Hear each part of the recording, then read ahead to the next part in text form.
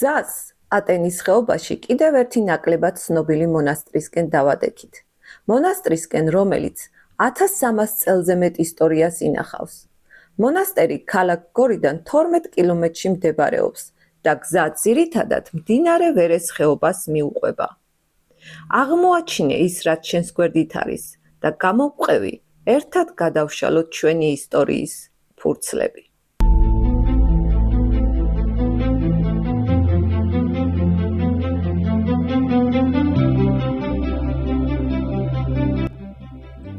არ შემეძლო გულგრილად ჩამევლო ვერეს ციხისთვის, რომელიც აგერ უკვე 11 საუკუნია ამაყად გადმოხურებს ხეობას.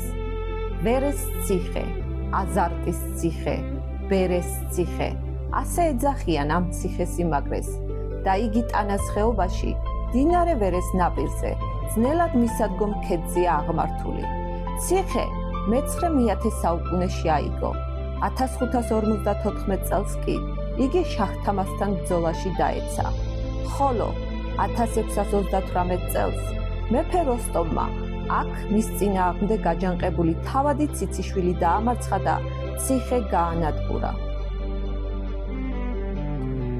მიუხედავად თავსტატეხილი ქარტეხილებისა, ციხე დღემდე დგას. მისი ნანგრევები უტყვად გადახურებს ხეობას და თითქოს ყურში ჩაქჩურჩულებს ჩვენი ისტორიის სიდიადეს.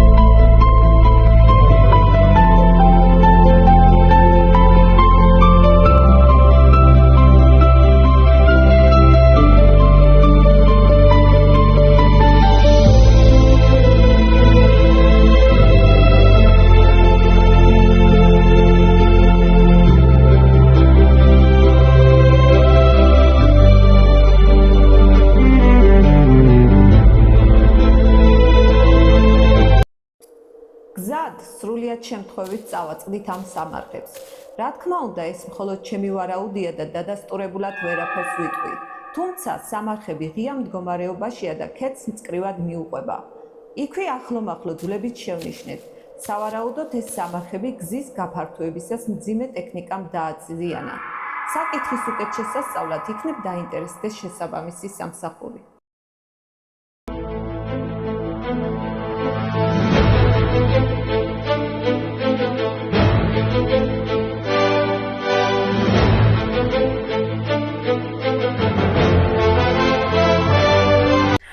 სიღმეში დამალული ტაძარი, რომლის შესახებაც თითქმის არავინ იცის. ეს ვერეს ღვთისმშობლის მიძინების ეკლესიაა, რომელიც მე-7 საუკუნეში იქნა აგებული. ხოლო მის კედელზე აღმოჩენილი ნუსხური წარწერა გვაუწყებს, რომ ატენის ციხის თავს გრნელს იგი აღუდგენია და ჩუქურთმებით მოურთავს. ხოლო ტაძარს 2006 წელს პრეზიდენტის ბრძანებით ეროვნული მნიშვნელობის კულტურული ძეგლის სტატუსი მიენიჭა.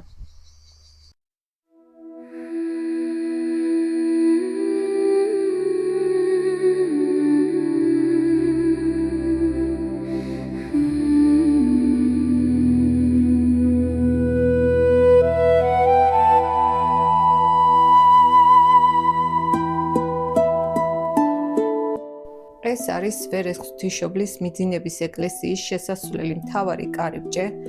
როგორც ისტორიულ წყაროებში მოვიძიე, ეს კარიბჭე აშენებული იქნა მე-11 საუკუნეში ატენის ციხისთავის გრგნელის მიერ და აი ასე გამოიყურება ეს კარიბჭე, რომელიც როგორც უკვე გითხარით, მე-11 საუკუნეში იქნა აშენებული.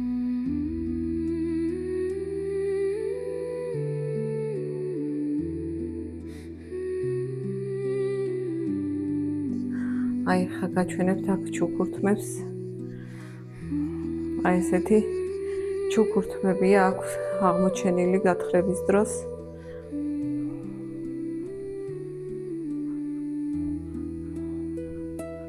ესე იგი თვითონ ეკლესია არის სამნავიანი ბაზილიკა.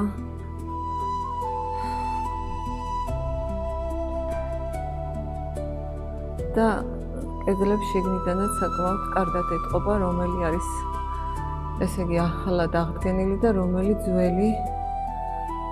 აი ეს ძველი კედლები დაახლოებით მე-7 საუკუნის.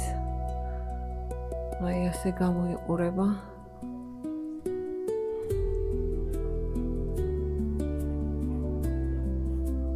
ეს უკვე ახალი აღდგენილია საკურთხეველი. აი ეს კედლებიც ძველია. ჭერიც მთლიანად დაზიანებული ყოფილა. როგორც ჩანს,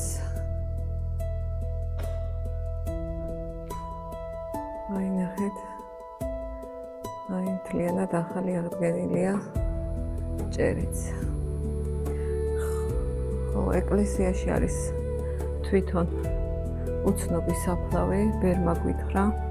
აი ესე გამოიყურება საფლავი.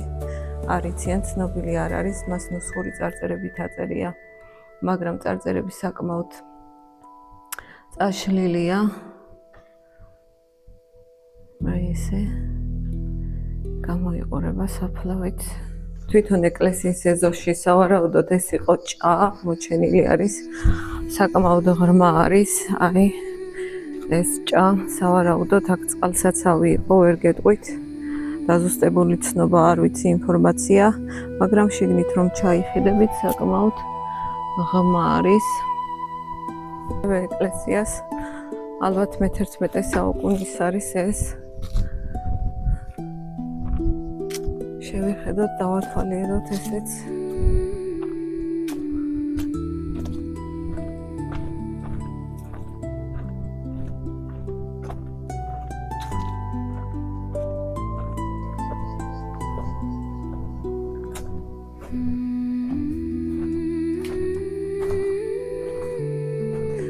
აი ასე გამოიყურება შიგნიდან. ნახეთ, როგორი ქვის წყობაა.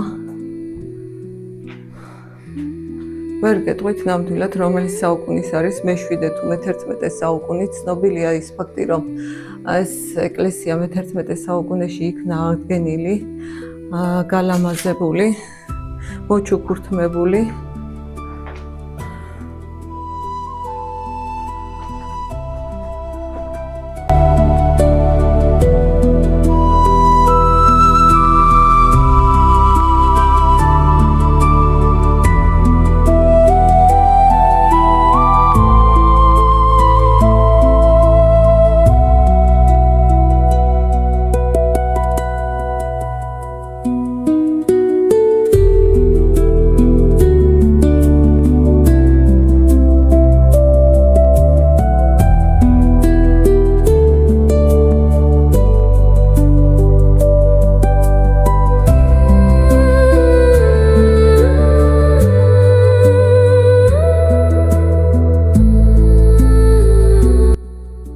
ბოლოს ჩვენი მოგზაურობა მწვანის საყდართან მინდა დავასრულო ფერისცვალების ეკლესიასთან, რომელიც სოფელ გარდატენში მდებარეობს. ეს უნიკალური ძეგლი მე-11 საუკუნით თარიღდება და სახელწოდება მის კედლებში გამოყენებული მწვანე ტუფის ქვის გამო მიიღო. სამწუხაროდ, დღეს ეს ძეგლი სავალალო მდგომარეობაშია და სასწრაფოდ საჭიროებს დახმარებას. იმედია, მწვანეს საყდარსაც მიექცევა ისეთი ყურადღება, რომელსაც მისი მრავალსაუკუნოვანი ისტორია იმსახურებს.